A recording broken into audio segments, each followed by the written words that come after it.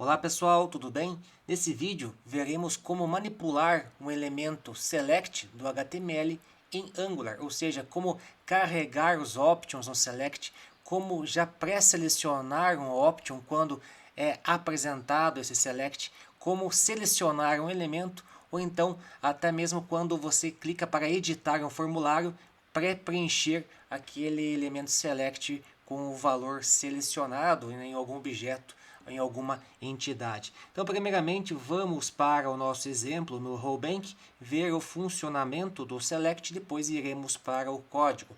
Então, aqui no nosso projeto, na rota A/cidades, tem um formulário de cadastro de cidades, onde temos aqui o campo estado, que é um select do Materialize, e dois outros inputs para escolher a cidade e também um caminho de uma imagem. Então esse select que está sendo apresentado aqui é o select do Materialize, tá? Até temos aqui a documentação 1.0, né, na seção select ali embaixo, naquela opção, onde ele é apresentado como fosse um input e também ali com essa listagem referente aos options. É possível também usar em Angular o Angular Material, mas ali a aparência é um pouco diferente do Materialize, ok? Então voltando aqui para a nossa aplicação, a gente pode dar um F5 aqui para ele resetar o nosso formulário. Se eu clicar aqui em editar essa cidade, vamos clicar em editar, ele carrega ali para a gente o estado que está selecionado, ok? Vou clicar F5 novamente. Note outra coisa, que ele apresenta o selecione um estado, tá? E nesse caso aqui está desabilitado. Então ele já aparece com um texto referente ao primeiro option que está desabilitado. Então também tem esta possibilidade. E note que aqui foi usada uma interpolação para apresentar o valor do objeto city que está mapeado a este formulário, sendo que o objeto city tem estado, tem cidade, tem o caminho da imagem, mas tanto cidade quanto caminho da imagem estão vazios e aqui apenas o state que está sendo apresentado e o valor default dele é um objeto literal vazio. Poderia ser um null, poderia ser um undefined ou poderia ser, portanto, uma cidade default. Mas nesse caso, nessa implementação, o state está inicializado com o valor de um objeto literal vazio. Se eu clicar aqui para editar uma dessas cidades, nota-se que o valor da Siri foi alterado. Nesse caso, o atributo state está preenchido com o valor, né, com os valores de um estado, nesse caso que é o estado do Paraná. Então tem essa possibilidade, por isso, tá, que este selecione um estado, ele aparece porque na implementação ele está mapeado a um objeto literal vazio, como a gente vai ver posteriormente no código. Então vamos para o código ver como esse select foi renderizado. Aqui no VS Code temos o city.component, que é o nosso componente que representa aquele formulário de cadastro de cidades, aonde temos o formulário e temos um select. Esse select refere-se à escolha do estado.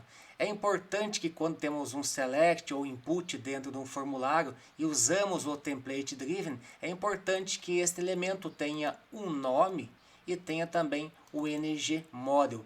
Mas é importante que tenha aqui o banana in the box, né, com o ngModel, representando qual elemento, né, qual atributo da entidade referente ao formulário que vai receber o option, ou seja, vai receber o valor selecionado. Então, nesse caso aqui, esse select está mapeado ao atributo state de city. Então, vamos ver aqui o city, quais são os atributos que ele tem. Então, ele tem o ID, que é opcional, image path, e também tem aqui o name e tem um estado, tem o state. Este state foi inicializado no construtor.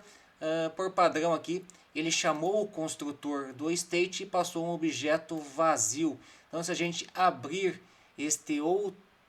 esta outra classe state, a gente vai ver que ele tem ID, tem nome, tem abreviação e tem um construtor genérico que ele recebe então um objeto literal e extrai esses valores para os atributos desta classe state.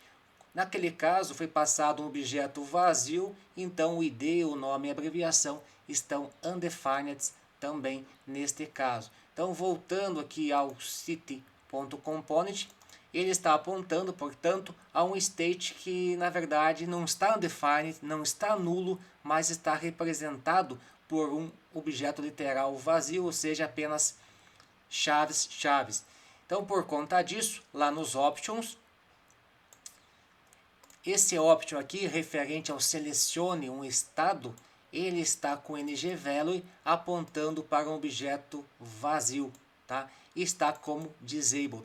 Então, se esse ngModel representa o valor desse select, ou seja, o valor selecionado desse select, e por padrão o state está como um objeto literal vazio, se a gente atribuir ao ngValue um objeto literal vazio, é este elemento que aparecerá selecionado, aparecerá pré-selecionado no formulário. E demais, aqui foi usado ngFor para percorrer uma lista de estados, uma lista de objetos de estados que foi carregado do banco de dados. Neste caso aqui do option foi usado o ngValue, mas também tem a possibilidade de fazer uso apenas da diretiva value. Só que o value é usado para strings. Nesse caso aqui, como estamos trabalhando com objetos da classe estados, a gente faz uso do ngValue, tal como consta na documentação. Então, se nós formos a documentação do Angular, temos a diretiva ngSelectOption, ok? E mais para baixo tem ali as especificações do que é a diretiva ngValue e o que é o value. Então, o ngValue ele trabalha com objetos, sendo que o value trabalha apenas com strings, ok? Então tem esta diferença.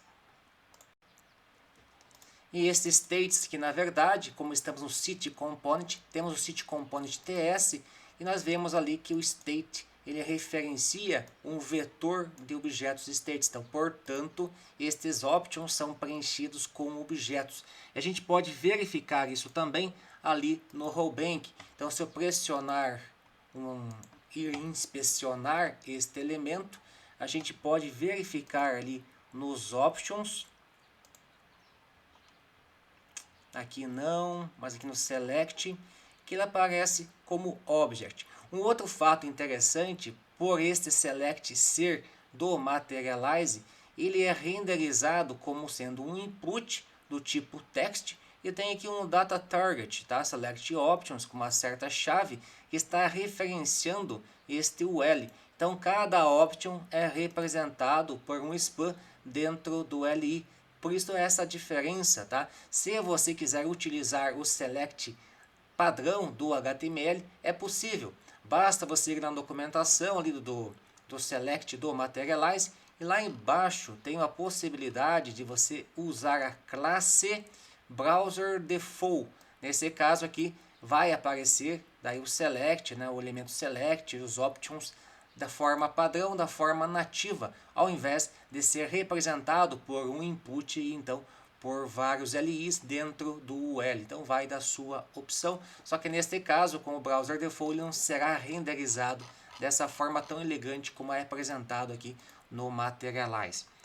Ok? Voltando para o nosso projeto, então temos os options desenhados, né, com essa diretiva ngValue. Pelo fato do ngValue estar esperando um objeto, neste caso aqui também foi passado um objeto. Geralmente em aplicações nativas a gente faz uso do "-1", né, no outro valor, aqui usa o selected, tá, e o disabled, mas como está sendo usado aqui o Angular com o ngModel, este é valor que já está pré-selecionado, não tem problema.